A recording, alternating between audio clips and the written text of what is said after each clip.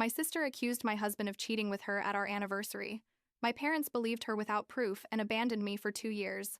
But my sister's ex showed up and exposed all her lies. I'm 30 years old.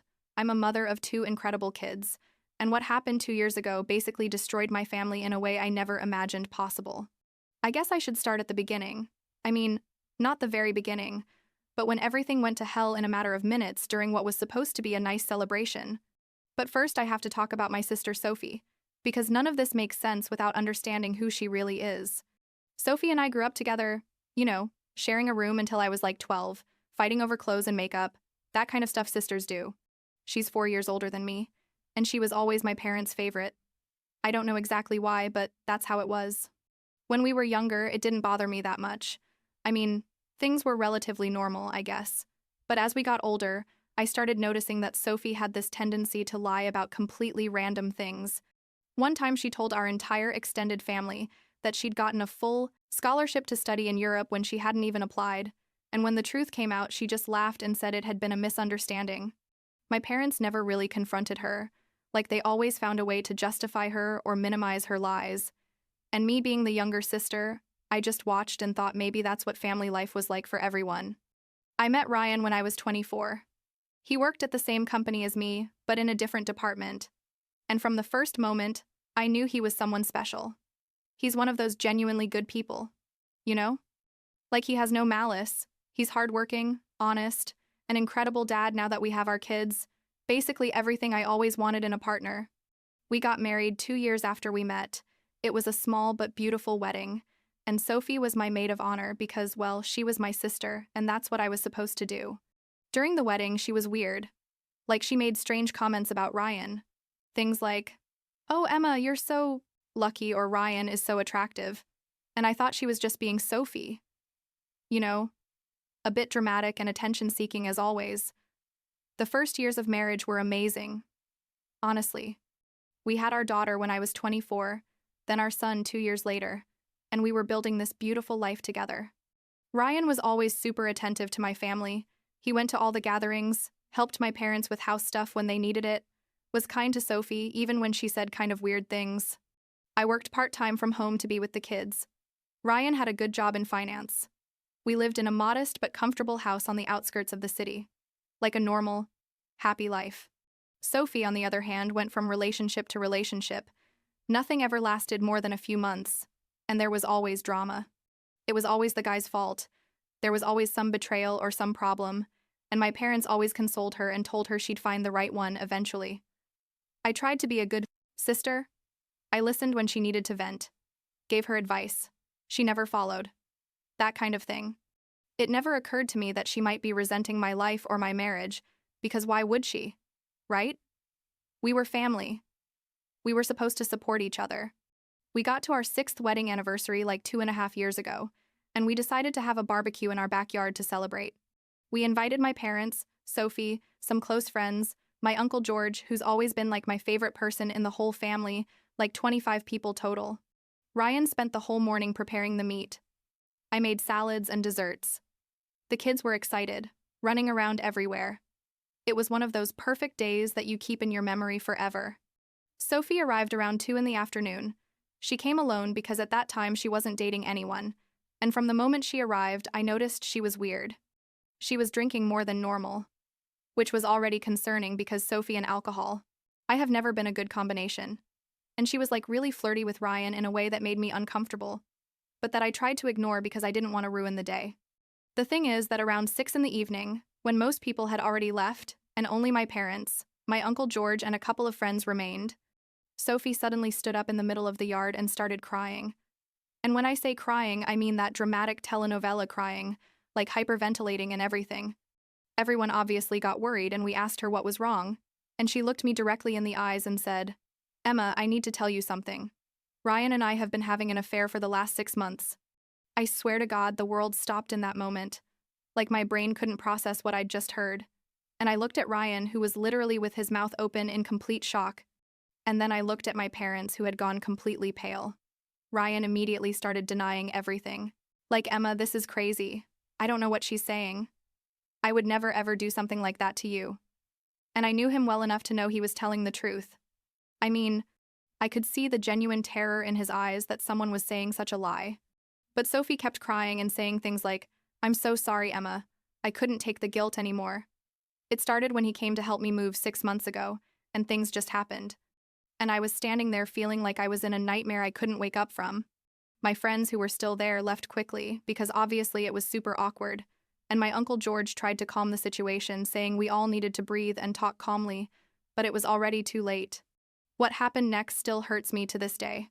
When I think about it, my parents, instead of asking me how I was or asking Sophie for any proof of what she was saying, immediately took her side. My mom hugged her and said, "Oh, my girl, how much you've suffered keeping this secret?"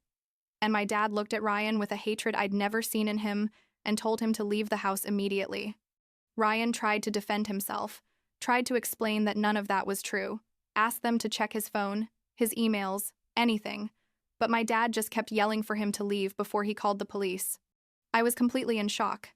I couldn't even speak. And when I could finally articulate something, I told my parents that this didn't make sense. That Ryan would never do something like that. That we needed to hear his side. But my mom told me, "Emma, honey, I know it's hard to accept, but your sister wouldn't lie about something like this." That night was the worst of my life. Literally. After Ryan left for a hotel because my parents basically threatened him with physical violence if he stayed. I stayed in the house with the kids who thankfully had fallen asleep in their room during all the drama, and my parents stayed there trying to console me while Sophie continued with her theater. She gave super specific details about supposed encounters that never happened, like that they had met at a hotel downtown on Tuesday afternoons, that Ryan had given her jewelry she obviously never received, basically building this complete narrative of a relationship that never existed. And the craziest thing is that my parents believed every word. Not once did they stop to wonder why there was no evidence, why Ryan was denying everything with such desperation. Why? I, who knew my husband better than anyone, didn't believe a single word from Sophie. The next few days were surreal. Ryan came back to the house the next day, and we had a long and painful conversation, where he basically begged me to believe him, showed me his entire phone, his bank accounts, his work calendars, everything. There was absolutely nothing that suggested he'd ever been with Sophie, and I deep down knew he was telling the truth, but the doubt that Sophie had planted in my head was like poison. You know what I mean? Like, this was my sister, the person I'd grown up with. Why would she make up something like this if it wasn't true? But also, this was my husband, the father of my children, the man who had been completely faithful and loving for 6 years. It was heartbreaking to be in the middle of that. My family started calling me constantly, my parents basically demanding that I leave Ryan. Sophie sending me messages saying things like, "I know you hate me, but I did the right thing by telling you the truth." Even some cousins and aunts who had heard the gossip were telling me I had to think about my kids and keep them away from that unfaithful man. The pressure was unbearable, and Ryan and I decided to go to couples therapy to process all this. Our therapist, who was amazing honestly, helped us see that there was no evidence of infidelity, that Sophie's story had giant inconsistencies, and that basically we were dealing with what appeared to be a pathological lie of massive proportions. After like 3 weeks of this hell, we made the hardest decision of our lives. I told my parents that I believed Ryan, that Sophie was lying, and that if they couldn't at least consider that possibility, then we needed to take distance from the family. My dad literally told me I was choosing a liar over my own blood, and my mom cried and told me that someday I'd regret having turned my back on my sister in her moment of vulnerability. Sophie sent a long and dramatic message, saying she was devastated because I had decided to believe my emotional violator. She literally said that instead of her. It was heartbreaking, but Ryan and I knew it was what we had to do to protect our family and our mental health. The next 2 years were weird. Honestly, we cut contact completely with my parents and with Sophie. Only my Uncle George maintained communication with me because he from the beginning had said that something didn't add up in Sophie's story and that my parents were acting irrationally. Christmas holidays were sad because the kids asked about their grandparents. The kids' birthdays were bittersweet without extended family. But honestly, our life was calmer, without all that toxic drama. Ryan and I became closer. Our relationship strengthened in a strange way after surviving something so horrible together, and we started building our own family tradition without depending on anyone else. Fast forward to like 8 months ago. Sophie posted on Facebook that she was engaged to a guy named David. There were photos of her with a giant ring, the whole deal. I didn't follow her on social media anymore, but my Uncle George sent me screenshots because he was still in contact with the whole family, obviously. Apparently, they'd been dating for 6 months, and now they were going to get married. And in the comments, my parents were super excited, saying things like, "Finally, our girl found the man she deserves." I felt a weird mix of emotions. Like, part of me hoped that maybe with a new relationship, Sophie would finally let go of her obsession with destroying my life. But another part of me felt sorry for this poor guy who had no idea who he was getting involved with. The thing is that, like, 2 months after that announcement, my Uncle George called me at 11 at night on a Thursday. His voice sounded weird, like excited but also cautious. And he told me, "Emma, I need to tell you something, but you have to promise me you're going to stay calm." Turns out David, Sophie's fiancé, had discovered she was cheating on him. Apparently, he had grabbed Sophie's phone while she was in the shower because a suspicious message had come in, and he found conversations with at least 2 different guys she was seeing at the same time as him. When he confronted her, Sophie had a complete breakdown, and in the middle of her hysteria confessed a bunch of things, including that the affair story with Ryan had been completely made up. I can't describe what I felt when my uncle told me that. It was like 2 years of pain and rage and confusion suddenly found validation, you know? It was vindication, but it was also fury, because all that lost time, all that family destruction, had been because of Sophie's selfish lie. David apparently asked her why the hell she had done something like that, and Sophie told him she was jealous of my marriage, that she wanted attention, that she didn't think the consequences would be so serious. She literally said that, like, destroying people's lives was something casual you do without thinking. David obviously canceled the engagement immediately, and I really respect him for that, honestly. Like, the guy had dignity and didn't let himself be manipulated by more tears and drama from Sophie. What happened next was like watching dominoes fall. David told some mutual friends what had happened, and the gossip spread like wildfire, because obviously it was something scandalous. My parents found out because one of those friends knew my cousin and told her, and my cousin told my parents. Suddenly, all the extended family who 2 years ago had been on Sophie's side started questioning absolutely everything. My Uncle George told me there were phone calls, WhatsApp groups exploding with conversations about this, people wondering how they could have believed such a big lie without any real evidence. My parents tried to call me like a week after everything exploded. I didn't answer the first 5 calls because honestly I didn't know what to say, what to feel, how to process, that my own parents had chosen to believe my lying sister over me, without even wondering if maybe, just maybe, they were wrong. I finally answered the 6th call, and my mom was crying on the other side, saying, "Emma, I'm so sorry. We made a terrible mistake. We need to talk." My dad got on the line too, and his voice sounded broken in a way I'd never heard, like genuinely repentant, and he told me they'd been fools, that Sophie had always been manipulative, but they had, I'm chosen not to see it, that he understood if I never forgave them, but please give them a chance to explain. I had to hang up because I started crying, and they weren't tears of happiness or relief, they were tears of fury accumulated over 2 years. Ryan hugged me and let me vent, and after like an hour of crying and screaming and processing, we started talking about what we wanted to do. The thing is that on one hand, obviously we wanted justice. We wanted my parents and the whole family to know they'd been wrong and that they owed us a massive apology. But on the other hand, we were also tired. Like 2 years of relative peace after so much drama. Did we really want to open that door again? The next few months were a process. My parents kept calling, sending messages, showing up at the house, basically begging for a conversation. Other family members also started contacting me, cousins I hadn't seen in years, aunts who had stopped talking to me when I supposedly defended my unfaithful husband, all with their apologies and their excuses about why they had believed what Sophie said. Some apologies sounded genuine, others sounded more like they were afraid of looking bad socially now that the truth had come out. Sophie apparently had another breakdown and ended up moving back to my parents' house, which makes me laugh in a bitter way, because she's 34 years old and she's still the spoiled girl who runs to mommy and daddy when life gets tough. Ryan surprisingly developed a friendship with David, Sophie's ex-fiancé. They met for coffee like 3 months after the whole scandal, basically 2 victims of the same person sharing their experiences, and it turns out David is cool. He's a lawyer, he's 36 years old, and Ryan told me he basically feels like an idiot for not having seen the signs that Sophie was a pathological liar from before. The 2 of them now hang out sometimes to play basketball or have beers, which is kind of surreal if you think about it, but also like wholesome, in a strange way.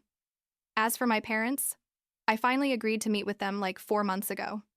It wasn't at our house because I didn't want them invading our safe space. So we met at a neutral cafe.